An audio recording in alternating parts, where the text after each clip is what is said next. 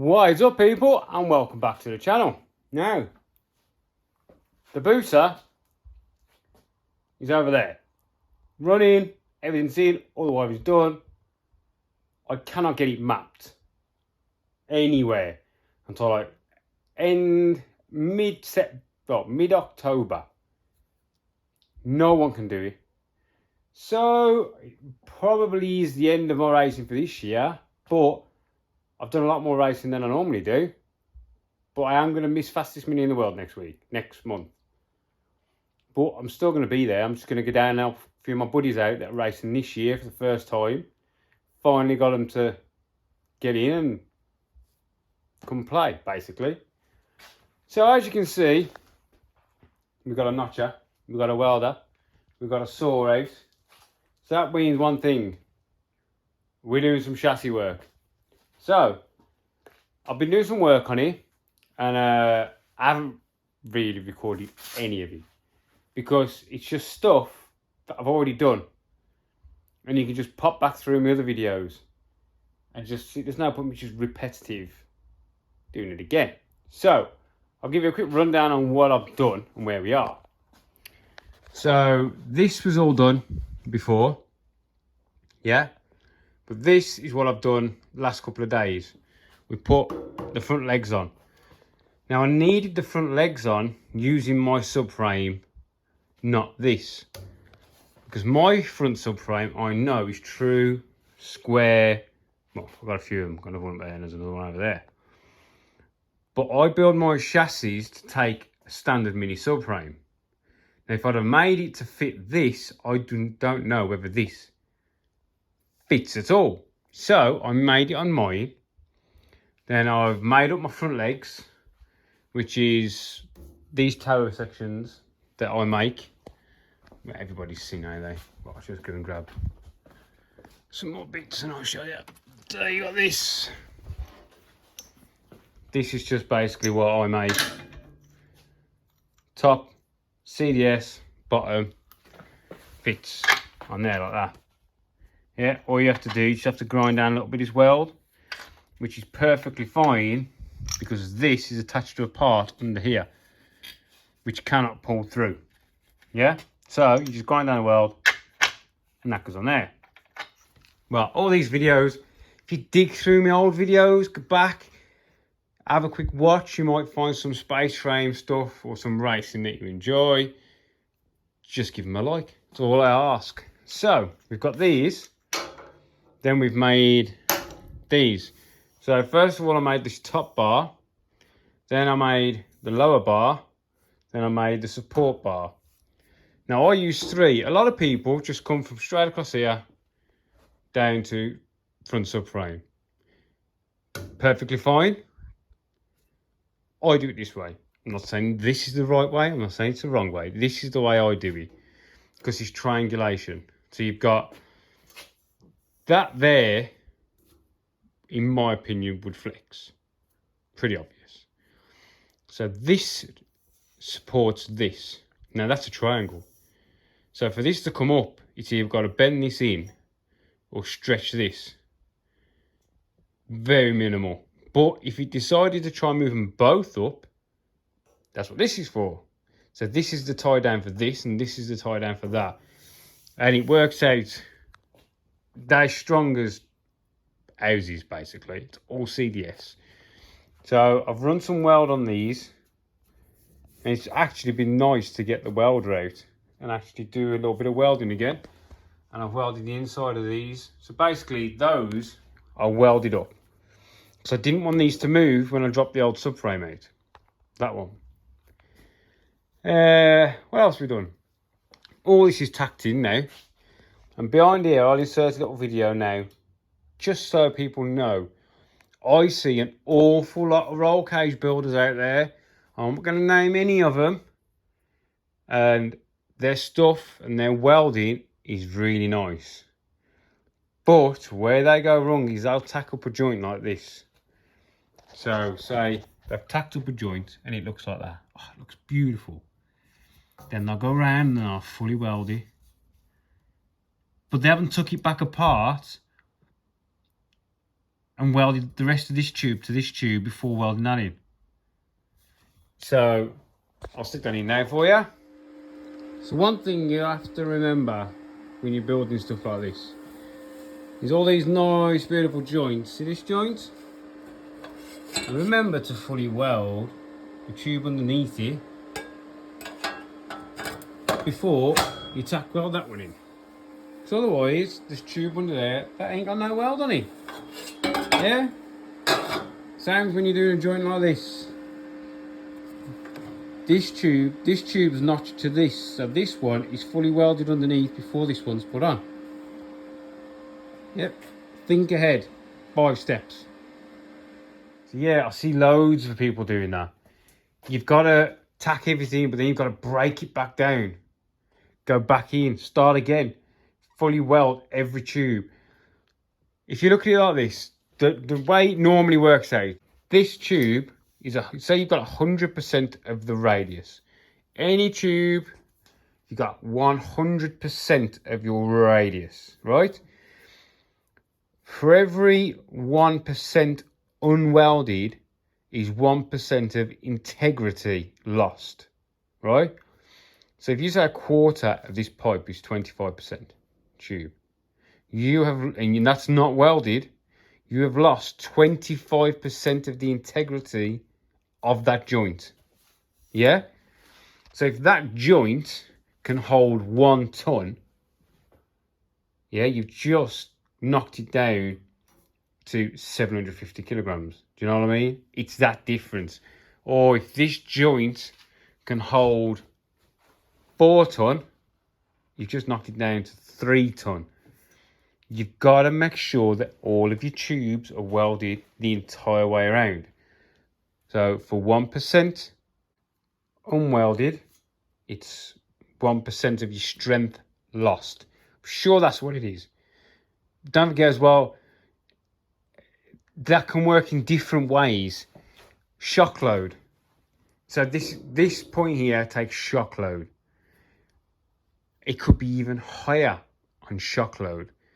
You know what I mean? So, and in impact mode, if you have got 25% missing, you could probably half the strength of that whole joint in a side load.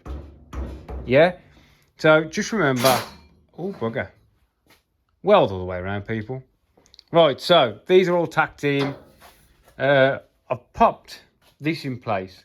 This chap is having these arms off me. These came off Harvey Deeth's car. So they are roller bearing, both ends, and they've also been extended to run a bigger distance for more stability. These are what we're doing on my car, but because I'm going to go 4-link, there you go, I don't need them. So what I've done here is I'm adjusting my jig. Every time I do this, I make slight modifications to try and hone my jig. I have moved this bar forward 5mm. That's all. To get, I don't know whether you'll pick it up, that now has got a slight angle on it. It's not straight anymore. Yeah? I wanted to bring it a slight angle forward, just so when that is compressing, it's not, I mean, when it's compressing, it was still going straight anyway. The way I designed it is that before this goes like that, the floor's hit the floor. Do you know what I mean? You are never going to have that much travel to make this arc enough. You know what I mean? You're only ½ inch. But I brought that forward 5mm. So 100% definitely we are bang on. So yeah, that's come forward. So once this is tacked in now, as you can see, we've got a nice load spread through here. Yeah. So this isn't just attached to nowhere, and this isn't attached to nowhere. The load is being passed through the chassis, right? Once all this is done, I'm going to remanufacture this back end of the jig. So yeah, so that's on. Front subframe, let's talk about it then. Now, this front subframe was different on the top of here. Bagger, I should have took a photo, but I didn't. It stood up taller. It was basically that. So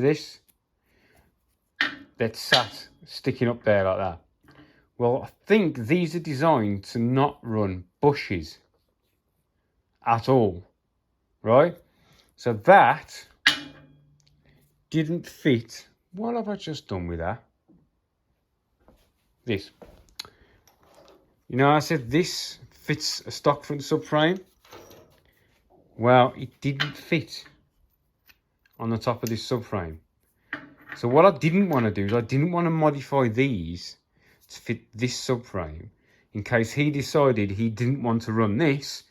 He wanted to put an R1 or, you know, any other subframe out there. I have made my chassis to take a standard mini subframe. Otherwise, if I made it to fit this, it might not fit anything else. So I had to grind these down and put a taper on to fit into mine. So I've got 1, 2, yeah? So this fits up inside there. I have also cut the back legs off. These were like on there. I cut them off right up against this frame so they can be put back on. So these will go with the car. So what we're going to do now is we're going to try and slide this in, bolt it up. So then we need to design something for the rear. Yeah? So really, this should be pretty simple. You know what I mean? And we'll use my tower bolts because I know they are good. Hoping everything fits. Oops. Nice and true. Look at that. This is the first time I've tried to put this on, by the way.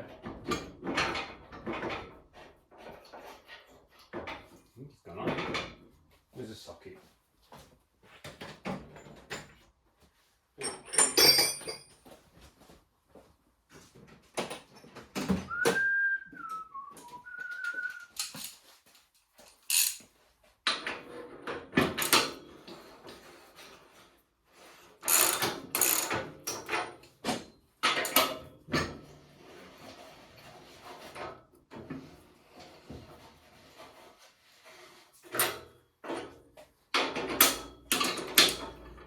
Might have a bit of shit in there.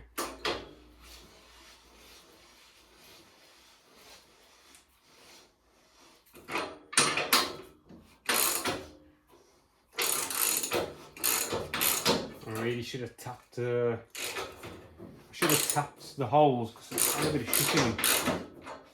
Didn't think of that, did I? I mean, they've gone on okay.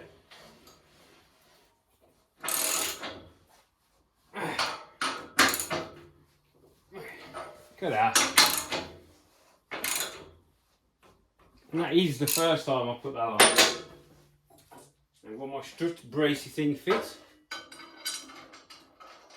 All this is to do is while I'm building everything to stop these doing that. Yeah? Just about. Thank you.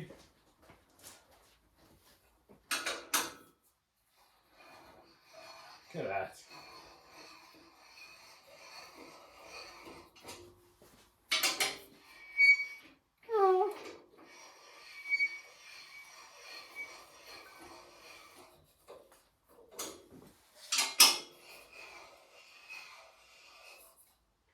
So all this is a piece of CDS with two 10mm flanges on. So this just helps this so it doesn't do this. Yeah? But gotta admit, went on pretty well, didn't it? It's really solid. That ain't going anywhere. And we are, I think, just kissing the table. Move this shit out of the way. Right. And my missus brought me a magnetic thing as well. It's wicked. We're just kissing the table, see? I don't think it's putting any pressure on. It's just sitting there because it's just... See? Come on. Stand up. You're not going to stand up, are you? Come on, you're making me look up. Look. You'll see. No, I can't do it. Sorry, hang on. See? It's literally just kissing the table. So, yeah. And what I like about that, it shows how square everything is, because it's just doing it both sides. Right?